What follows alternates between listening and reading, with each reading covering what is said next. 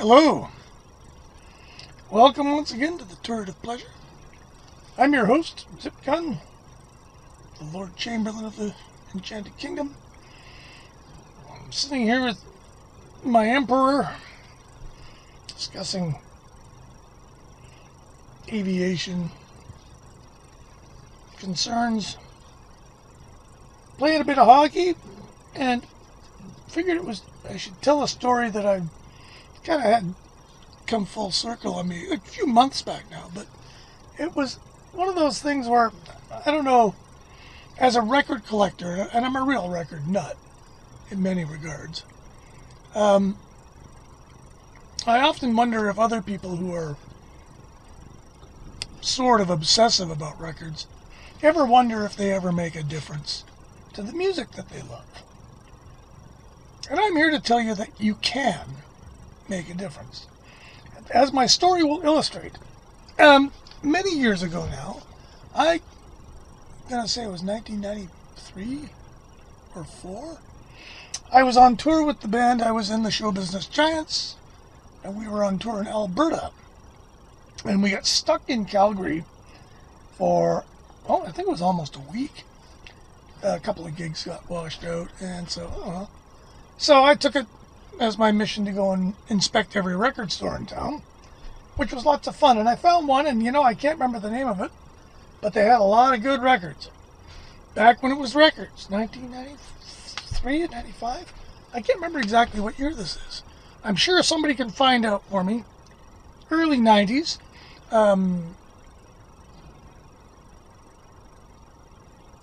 Maybe even earlier, because I do believe this was the tour with Shovelhead was the core of the Show Business Giants. At any rate, record store yielded many good things. Yielded a Davy Graham album, which at the time was very rare.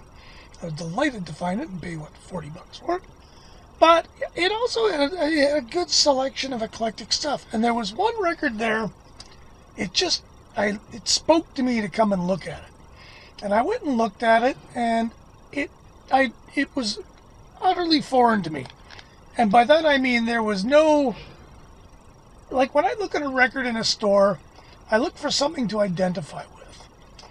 And the only thing I could identify with on this record was the record label itself. And there it was on the wall, Mahmoud Ahmed, Ere Mele Mele. And I was like, okay, what's this? But I noticed it's on Hannibal. And during this era of time, Hannibal, which was Joe Boyd's label, they did a lot of just about everything on Hannibal was good. If it was rock music, it was something like Richard Thompson. But they also did a lot of world music, as we call it. And a lot of it, like they did Musikas from Hungary, who are really good. And they really tried hard to expand that style of music, particularly in the United States. And they did a pretty damn good job. So I saw this and I went, this is weird. What do we got? We got vocals, guitar, sax, organ, bass, guitar, drums, recorded in Addis Ababa, Ethiopia, 1975 to 1978. Now I know my Ethiopian history pretty good, and I know that in about 1978 the Derg took over and everything ceased to exist. The beginning of a very dark period in Ethiopian history. Anyway, I looked at this and I thought, I think it was $10. It's brand new, just come out. It says here 1986 Crammed Discs. Crammed Discs is a good label for African stuff. And there's a name up here, executive producer Francis Falsetto. That name meant nothing to me. There was nothing for me to latch on. So I bought it, I took it home, and I loved it. Just blew my mind.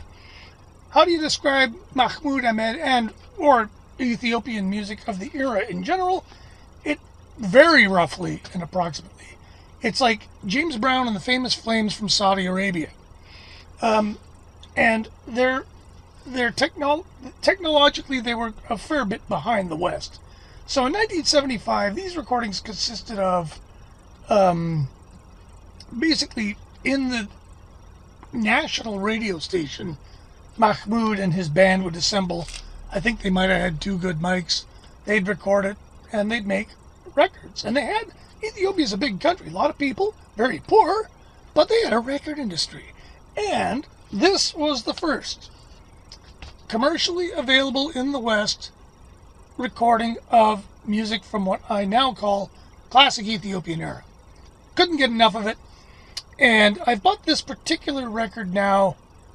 I bought the CD of it, and then with Francis Falsetto, the aforementioned, he came out with a series called Ethiopiques, or Ethiopique, I guess it would be. And this is the Ethiopique version, which features a whole lot like 7 or something bonus tracks. So I would highly recommend anything in the Ethiopique series that's recorded in the 70s. Some of the newer stuff is maybe not quite as appealing. There's a bunch of great stuff. And amongst them, anyway, I'll get back to my story. So in those days, we had tapes. And I made a tape for my dear friend Andy Kerr, who I've worked with in the Hissanol project, back when we traded tapes back and forth across the world, back when it was hard to do, and you couldn't just do it on Skype or whatever. We had to send DAT tapes back and forth. It was all very fraught, but we made a couple of fun records, and we've been very, very close friends a long time, and we used to turn each other on to music. And I sent him the tape of this record, and he was well pleased. And he, based in Amsterdam, he had moved to Amsterdam, was in contact with a lot of the bands in the Amsterdam scene, amongst whom were the X, who are maybe not so well known in the West, but they're very well known in Europe, and they're kind of one of the original anarcho-punk improv bands. They're really tough to categorize. Sometimes they're kind of like The Fall. They're not virtuosic at all. And they've done a million records. They're a really good band. Well worth checking out. They're pretty diverse. And Andy knew the guys in the band, and one of his buddies in the band was another guy named Andy, who had played in the Dog-Faced Hermans prior to that. And they had gotten to know each other just through the Amsterdam scene, I guess.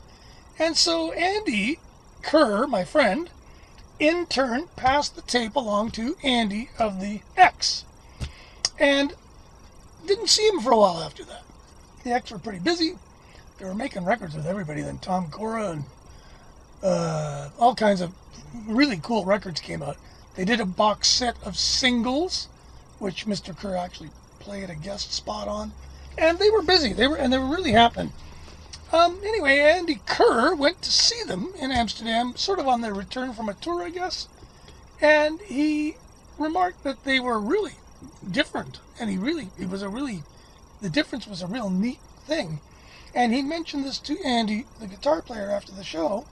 And Andy said to him, "It was that tape you gave us of the Ethiopian music. We all went nuts about it." Really? Cool. And they got into it so much that they went to Ethiopia, which is just like these guys, put up or shut up.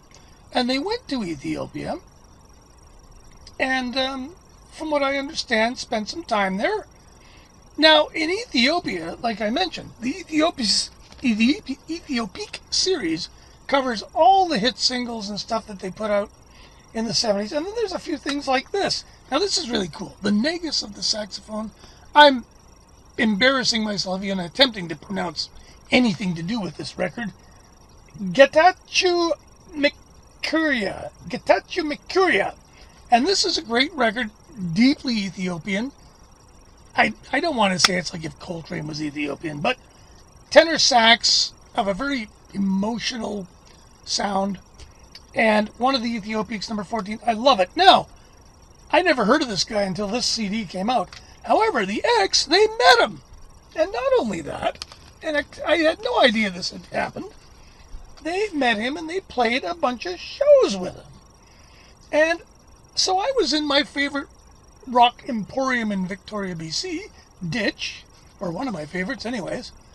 And I had the credit there, and I was down to I had one record I could get, and I couldn't find anything. And so I went over to the Trusty International section, where sometimes I'll take chances, and I found this. My God, it's my buddy on the sax with the X.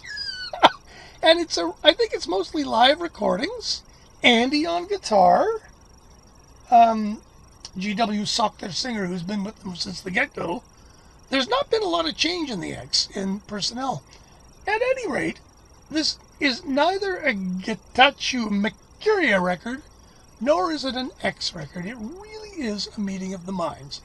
And I bought this. This was actually cheap. They couldn't, I don't know why it was in the cheap bin. But I brought it home and I listened to it and I absolutely loved it. I loved the fact that it was neither fish nor fowl. And as I listened to it, the thought came to me that if it wasn't for me sending a cassette to a friend of mine halfway around the world, this likely might never have happened. Now, that's being fanciful. I know they could have heard Ethiopian music somewhere else, but it's nice to know that I was the catalyst for something like this, however benignly, and it made me feel really good. And just as did being in that same record store, having a middle-aged guy come up to me and say, "You made a record that changed my life." That also made me feel good. So getting old has its rewards. There's my happy story for the day. I hope you enjoy it. It's a good one. Thanks to Andy Kerr for clarifying my memory, because it's sort of an old story now. I think this was 2000. When was this just done? 2005, maybe?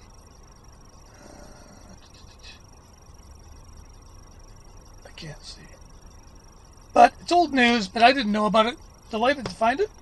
There you go. Don't forget to subscribe and hit the notifications. And we'll do more. I'm going to advise young people on where to start with all kinds of big bands soon. Young people are aliens. Because I think you'd have to be an alien not to have heard of things like the Rolling Stones.